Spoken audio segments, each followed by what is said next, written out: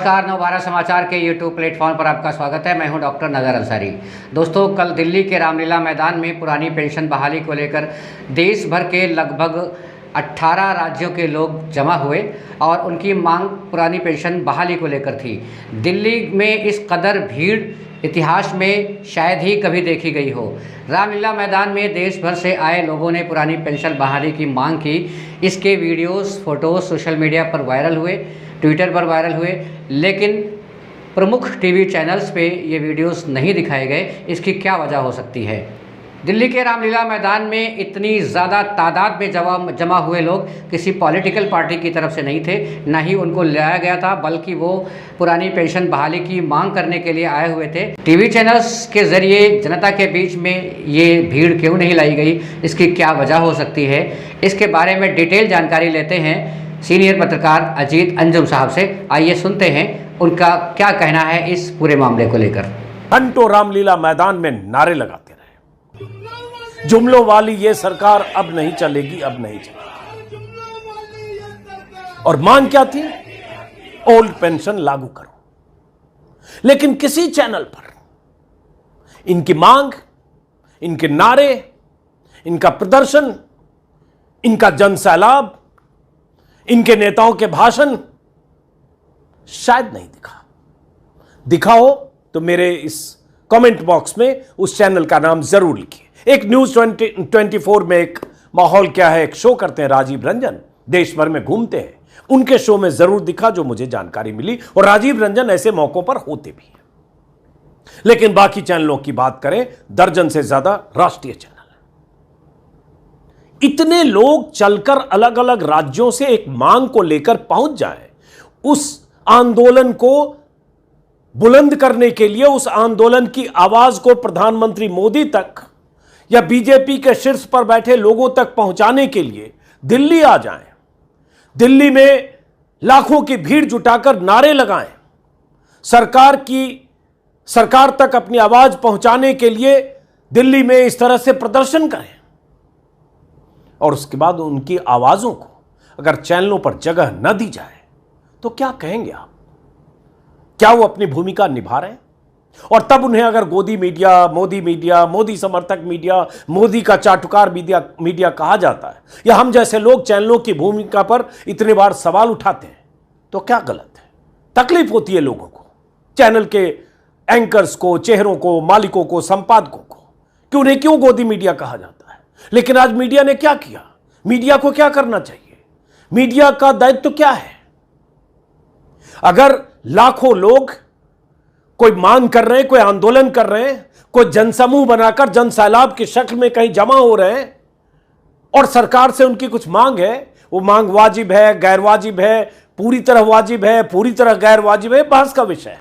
लेकिन उनकी आवाज को जगह देना, उनके आंदोलन को जगह देना, यह मीडिया का काम है, और यह मीडिया ने किया है। 2011 में अन्ना आंदोलन में क्या हुआ? 11, 12, 13 देश के हर चैनल ने लाइव कवरेज लगातार 24 घंटे 10-10 दिन तक, जंतर मंतर से लेकर रामलीला मैदान तक, क्योंकि तब वो आंदोलन उस वक्त की सरकार के खिलाफ था, और सरकार की तरफ से कोई दबाव नहीं था, सरकार की तरफ से वो अंकुश नहीं था कि आप रामलीला मैदान के इस आंदोलन को, अरविंद केजरीवाल के आंदोलन को, अन्ना हजारे के आंदोलन को, जहां सिर्फ सरकार को टारगेट किया जा रहा है, सरकार को भ्रष्टाचारी कहकर बदलने की बात की जा रही, आप नहीं दिखा सकते। वो अंकुश, वो पाबंदी, वो डर, वो खतरा, वो दबाव, वो शिकंजा नहीं था। मैं चश्मदीद रहा हूं 2011-12 का।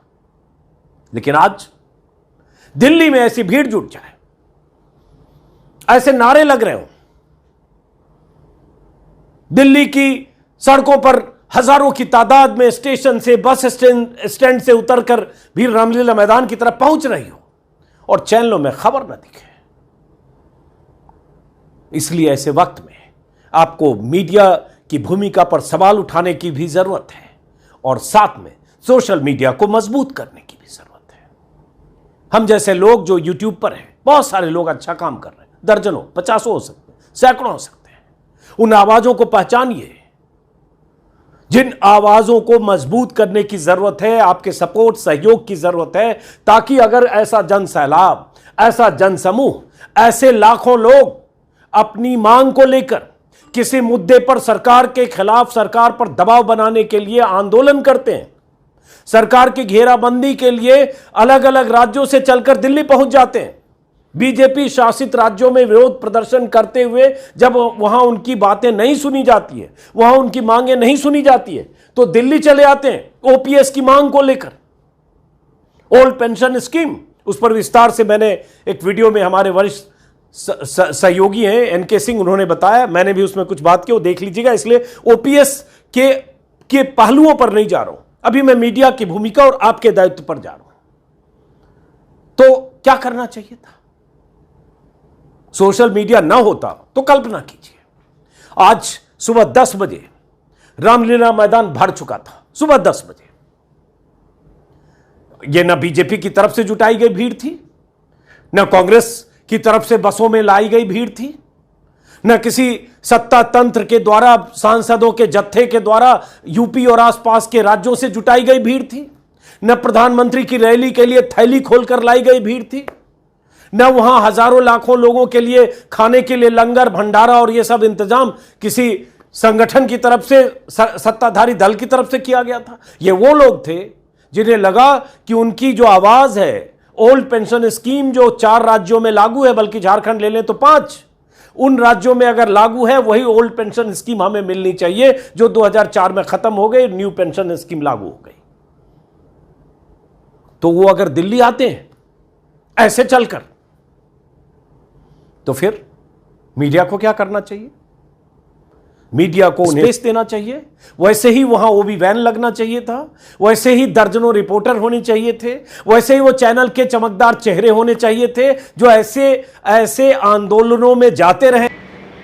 तो दोस्तों, क्या ये मान लिया जाए कि रामलीला मैदान में इतनी तादाद में इतनी बड़ी भीड़ जो मांग कर रही थी पुरानी पेंशन बहाली की, क्या आगामी लोकसभा चुनाव में दिल्ली दरबार के पाए हिल सकते हैं? क्या फ़र्क पड़ सकता है मोदी सरकार पर इस भीड़ की वजह से? बने रहिए हमारे साथ, मिलते हैं अगले एपिसोड में। नमस्कार।